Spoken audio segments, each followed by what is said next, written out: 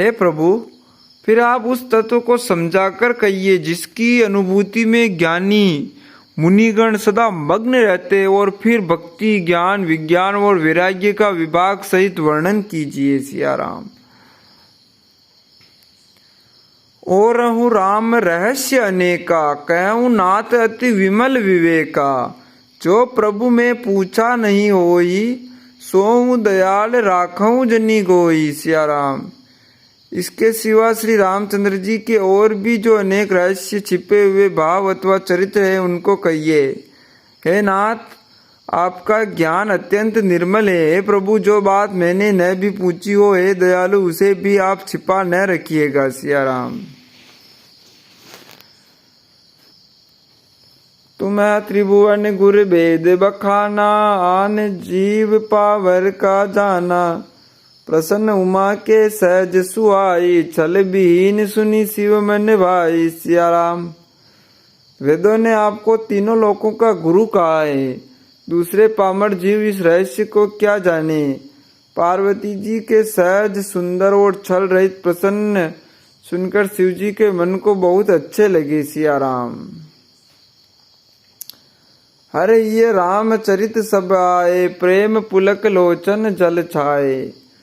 श्री रघुनाथ रूप उर आवा, परमानंद अमित सुख पावा। सिया राम।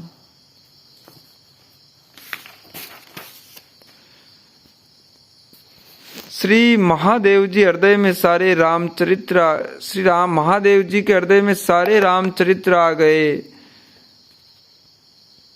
प्रेम के मारे उनका शरीर पुलकित हो गया और नेत्रों में जल भर आया। श्री रघुनाथ जी का रूप उनके हृदय में आ गया, जिससे स्वयं परमानंद स्वरूप शिव जी ने भी अपार सुख पाया। सिया राम। मगन ध्यान रस दंड जुग है। सिया राम। शिव जी 2 घड़ी तक ध्यान के रस आनंद में डूबे रहे। फिर उन्होंने मन को बाहर खींचा और तब वे प्रसन्न होकर श्री रघुनाथ जी का चरित्र वर्णन करने लगे। सिया राम। से झूठे हूँ सत्य जाहि बिनु आई, जागे तथा सपन ब्रह्म जाई। सिया राम। जिसके बिना जाने झूठ भी सत्य मालूम होता है, जैसे बिना पहचाने रस्सी में सांप का भ्रम हो जाता है। जिसके जान लेने पर जगत का उसी तरह लोप हो जाता है, जैसे जागने पर स्वप्न का भ्रम जाता रहता है। सिया राम। बंद हूँ बाल रूप सोई रामू, सब विधि सुलभ जपत जिसु नामू।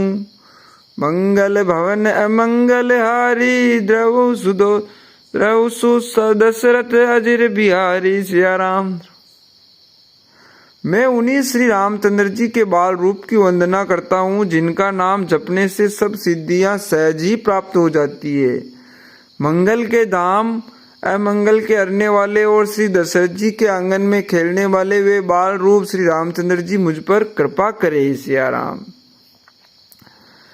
करि प्रणाम राम ही त्रिपुरारी, हर्षि सुधा समगिरा उचारी। धन्य धन्य गिरिराज कुमारी, तुम्हें समान नहीं कहूँ उपकारी। त्रिपुरासुर का वध करने वाले शिव जी श्री रामचंद्र जी को प्रणाम करके आनंद में भरकर अमृत के समान वाणी बोले, हे गिरिराज कुमारी पार्वती, तुम धन्य हो, तुम्हारे समान कोई उपकारी नहीं है। सिया राम। जो तुमने श्री रघुनाथ जी की कथा का प्रसंग पूछा है, जो कथा समस्त लोगों के लिए जगत को पवित्र करने वाली और गंगा जी के समान है, तुमने जगत के कल्याण के लिए ही प्रश्न पूछे हैं। तुम श्री रघुनाथ जी के चरणों में प्रेम रखने वाली हो। सिया राम। राम कृपा ते पार्वती, सपने हूँ तब मन माही।